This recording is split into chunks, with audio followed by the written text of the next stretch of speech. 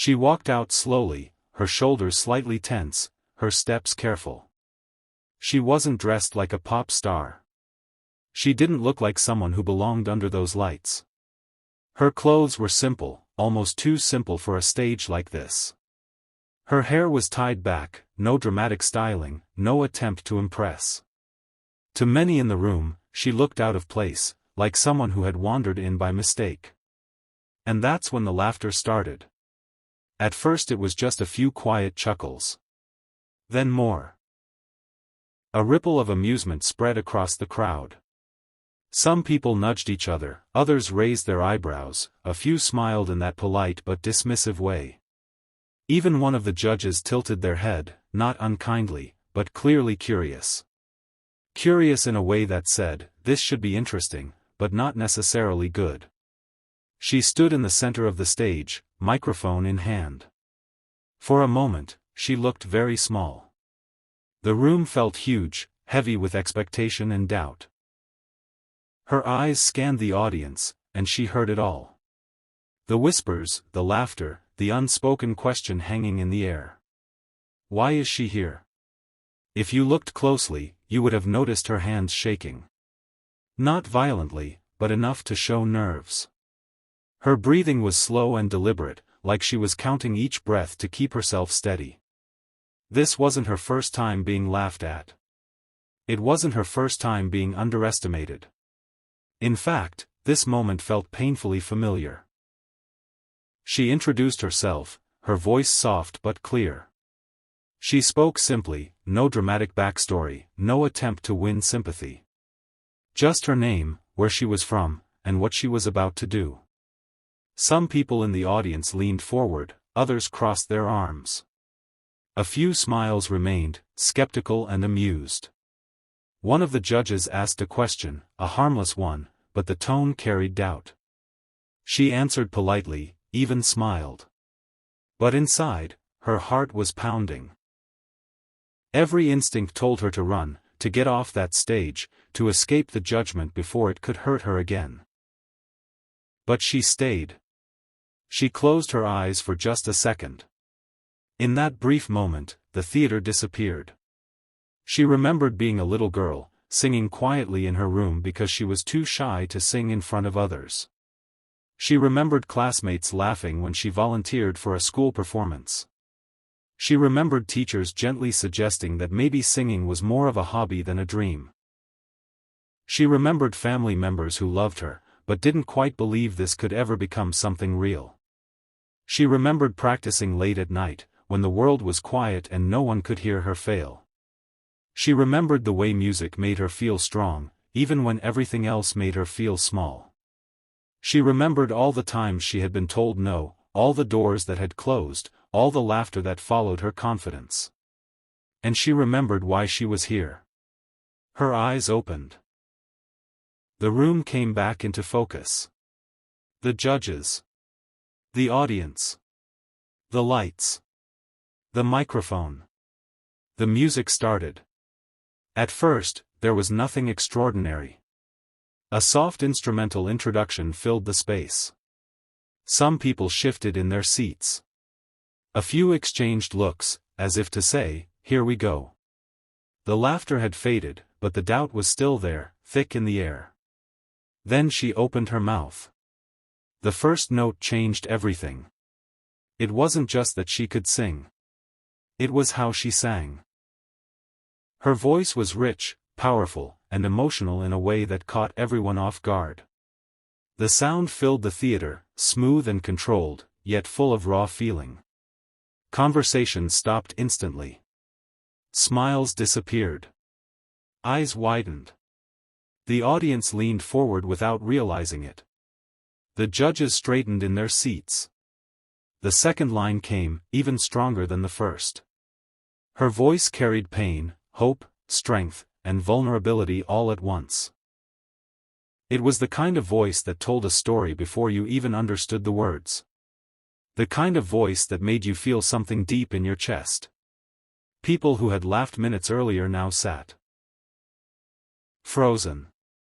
One man's mouth hung slightly open. A woman covered her lips with her hand.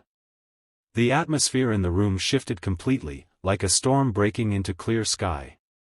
As she continued, her confidence grew. Her shoulders relaxed. Her hands stopped shaking. This was her world now. This was where she belonged. Each note seemed to push away the memories of laughter and doubt, replacing them with something stronger. She sang about struggle. About being unseen. About holding on to a dream when everyone else lets go. And whether the song was written for her or not, it felt like it was. Every word landed with honesty. Every note carried truth. One of the judges blinked rapidly, clearly emotional. Another leaned forward, elbows on the desk, eyes locked on her, no trace of skepticism left. The toughest judge, known for brutal honesty, sat unusually still, listening with intense focus. The audience was silent. Not a single laugh. Not a whisper. Just her voice and the music. When she reached the chorus, her voice soared. It wasn't forced. It wasn't flashy. It was pure. Powerful. Unapologetic. The sound echoed through the theater, sending chills through the crowd. Someone in the back row wiped away tears. Someone else whispered, "Wow." The song built toward its final moments, and she gave everything she had. You could hear years of struggle in her voice, years of being told she wasn't enough, years of proving people wrong in private, finally released in public. The last note hung in the air. For a heartbeat, there was silence. Then the room exploded. The audience jumped to their feet, applause crashing like thunder. Cheers filled the theater. People screamed her name. The same people who had laughed now clapped until their hands hurt. The judges stood up too. One of them shook their head in disbelief. Another wiped tears from their eyes openly. The toughest judge smiled, a genuine smile, and nodded slowly, as if to say, "I was wrong." She stood there, breathing hard, eyes wide. They apologized for underestimating her. They praised her courage. They talked about how her voice carried something rare, something that can't be taught. They told her she didn't just sing a song, she told a story, and everyone in that room felt it. When the final decision was announced, it almost felt unnecessary. The outcome was clear the moment she sang that first note. She had done more than earn her place. She had changed minds, hearts, and expectations. As she walked off the stage, the applause followed her. Backstage, she leaned against a wall, trying to calm her breathing. Her hands were still trembling, but this time it wasn't from fear. It was from relief. From joy. From the realization that her voice, the one she had hidden for so long, was finally heard. Later, in a quiet interview, she spoke about the laughter. She admitted it hurt. She admitted there were moments on that stage when she almost turned around and walked away. But she also said something powerful. She said that laughter doesn't define you. Doubt doesn't define you. The moment you choose to open your mouth and share your truth, everything can change. Her performance spread quickly. Clips went viral.